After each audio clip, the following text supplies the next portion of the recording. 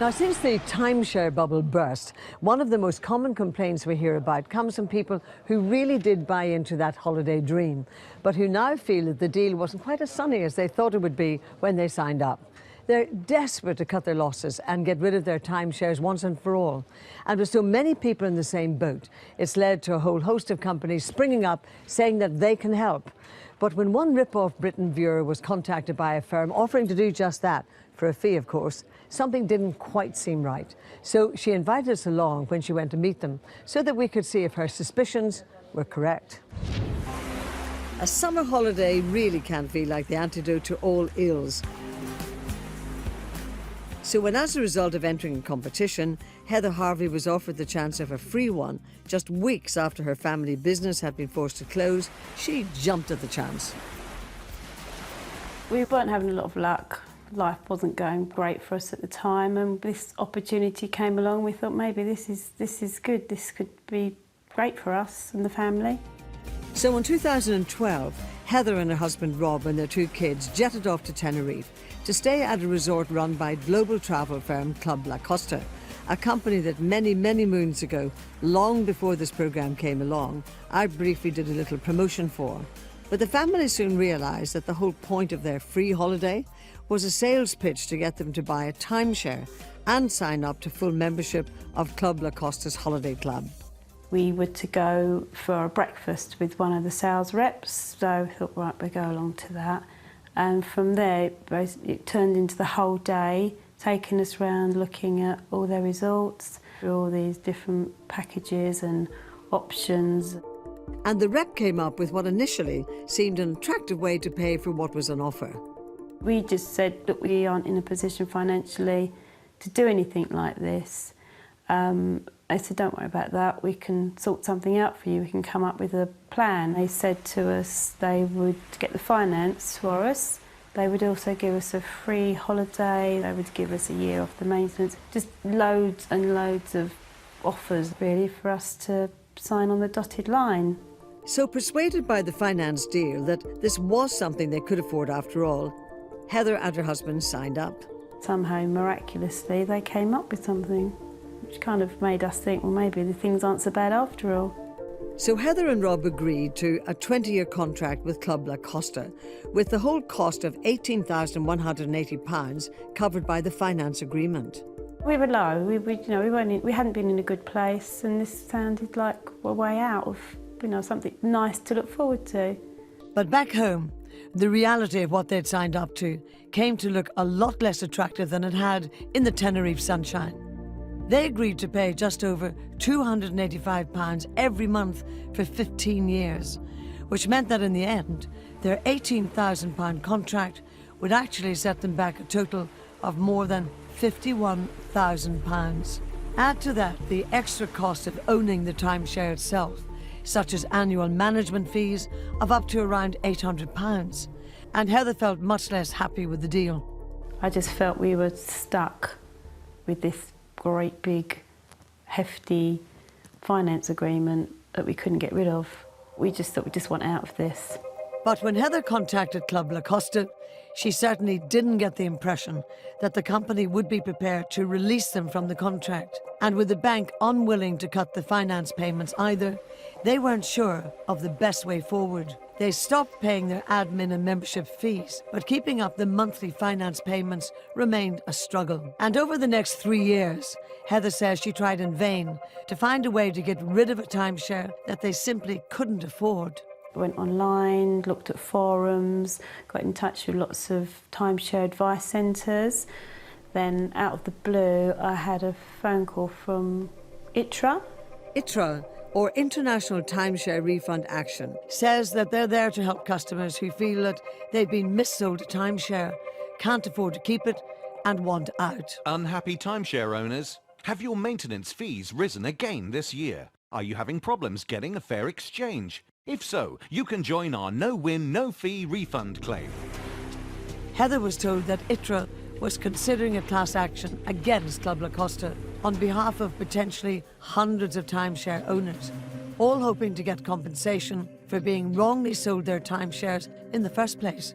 It was exactly what Heather wanted to hear. But ITRA's rep cut an initial meeting short because Heather's husband wasn't there. However, what she'd heard up to then left Heather wondering if the company really can do what it promises. So she got in touch with us. We feature companies offering to help unhappy timeshare owners before, and in our experience, it's not always as simple as might be made out. So when Heather asked if we'd like to accompany her to a second meeting with ITRA, we of course said yes. A member of our team wearing a hidden camera went along too, posing as Heather's husband, Rob.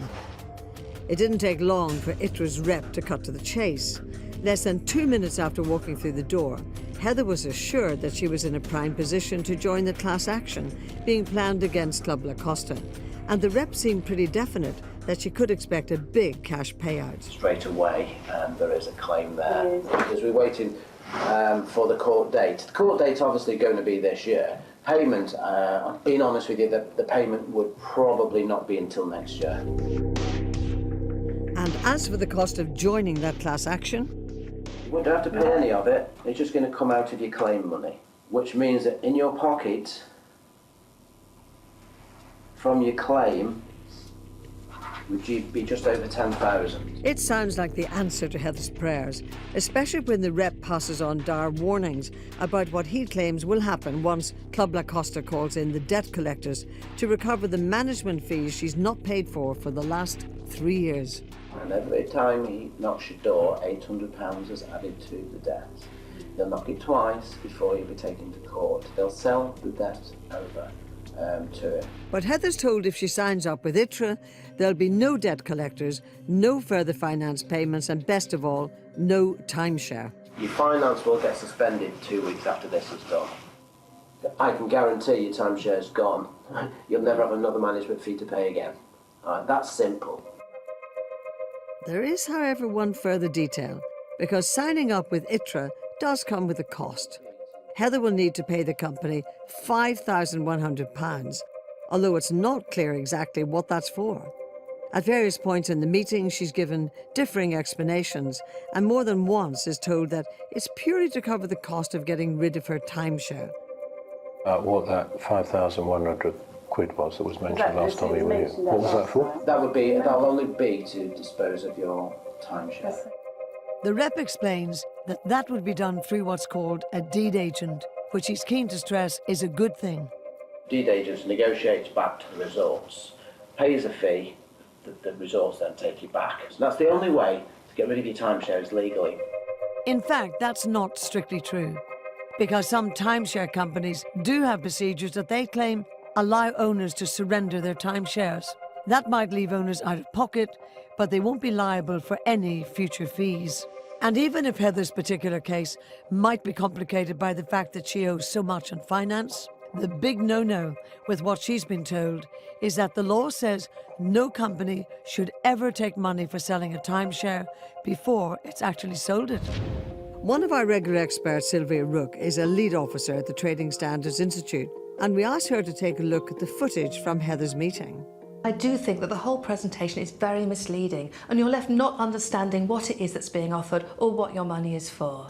From the off, one of the things that makes Sylvia sceptical about what she's hearing is the speed with which Heather was assured she'd definitely be able to join ITRA's apparent action against Club Costa. The individual says to Heather that he's there to assess whether she's got a claim, but he doesn't actually ask her any questions about how the product was sold, and then he goes on to say she's definitely got a claim. But having looked through the video, I don't actually know what that claim is that he thinks that she's got. Adding to the confusion, throughout the meeting, the agent makes the class action and the sale of the timeshare feel like one and the same thing, but they're not. And there's actually no reason that Heather should need to get rid of her timeshare to argue that it had been missold. You can take a class action whilst you're still in possession of the property, and then you can give it back at the end of the case anyway. But that isn't quite what the rep tells Heather, and it certainly felt to her that his main concern was getting her to pay that £5,100 fee. The money that you pay to the accountants to legally get rid of your timeshare, you need to pay to them this week sometime. The agent does tell Heather that she'll get her money back if things don't go according to plan, but of course that's something that he's confident won't happen. If ITRA didn't fulfil their obligation, the money is refunded, but they can fulfil it. They're not even going to spend any money without knowing full well that there's a claim there. And So you think we have got a claim here? you You're happy that we have? Absolutely. As the meeting draws to a close, Sylvie's not sure signing up would get Heather any closer to having her problem solved, but it would leave her £5,100 further out of pocket. I think there's an awful lot of confusion at the end of this presentation. When Heather's left, I don't think she'll actually know what was being offered, what her rights were, whether she's part of a class action or not, and if so, what that action is for. I think Heather would have gone away thinking the only way that she can get rid of the timeshare and possibly get her money back is using a deed agent and giving money to the company. That is not the only way of getting rid of your timeshare. And Heather herself can see how easy it would be to leave the meeting thinking there's only one way forward. That was really scary. They had me believing the only way I would ever get out of this is by paying them the £5,100. I can see how so many people would just, if they had the money there and then, they'd go off and do it. Well, we spoke to both ITRA and Club La Costa about all of this, but with both of them dead set on rubbishing the other, it's very easy to see why this kind of situation can be so hard for consumers to navigate. For its part, ITRA strenuously denies any wrongdoing and stands by most of what its rep told Heather, apart from a few details it accepted he hadn't been trained to say. But it did rein back on the time frame of individuals with claims against Club La Costa. Joint action is just one option that's being considered. Individuals with claims against Club La Costa. Joint action is just one option that's being considered. It claimed its lawyers have identified numerous contractual breaches, as well as irresponsible lending of finance and misrepresentation. ITRA went on to say, its reps so quickly confirmed that Heather had a claim because of the information she had already provided and the advice that its lawyers have given in similar cases. As for that £5,100 fee, it says that's to cover a complete service, including legal and administration fees and various other costs. Clearly mindful of the law around this point, it insisted that it doesn't resell timeshare, but assists with ownership relinquishment, so the regulations which prohibit taking money for selling a timeshare simply do not apply. Meanwhile, Club La Costa was keen to stress it's a regulated business with absolute cancellation rights and that members who wish to exit are free to do so. As such, there's no need to pay what it calls an excessive upfront fee for services the customer could themselves do for free.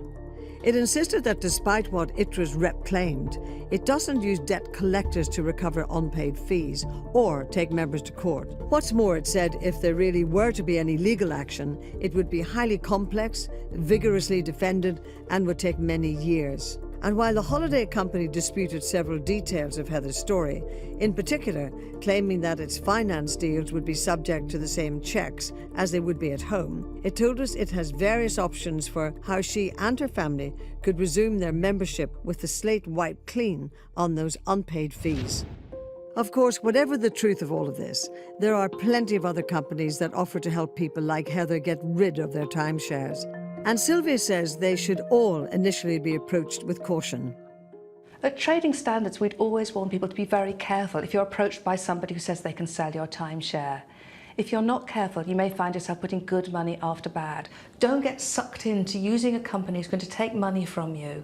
Do your own independent research. Speak to a lawyer. Speak to Trading Standards before you part with any money to make sure you know exactly what you're doing and you've got the best possible advice. You can find more about all of that on our website. It's bbc.co.uk/RipOffBritain.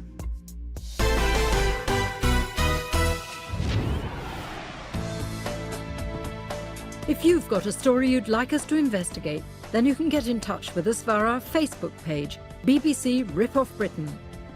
There's our website, bbc.co.uk/RipOffBritain, or email ripoffbritain@bbc.co.uk. And of course, you can send a letter to our postal address, RipOff Britain, BBC Key House, Media City UK, Salford, M50 2QH.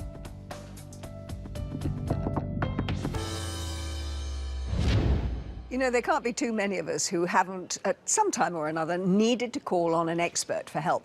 Whether that's because, like the people that we've just met today, we were looking for advice on a situation that we really found hard to manage ourselves, or to try and escape from something that perhaps we now regret having signed up for in the first place. But indeed, as we've just heard, because a company sounds like it knows what it's talking about, doesn't mean that you shouldn't do your best to check them out before agreeing to whatever it is they're offering. Doing that bit of research really could stop you losing out, or worse still, throwing really good money after bad. Absolutely. Choosing the right expert can save you a whole lot of bother later on. But sadly, that's where we have to leave it for today. You can find more nuggets of advice on our website, bbc.co.uk/RipOffBritain, or join the chat on our Facebook page. But for now, though, thanks for joining us, and till the next time from all of us, goodbye. Bye-bye. Bye-bye.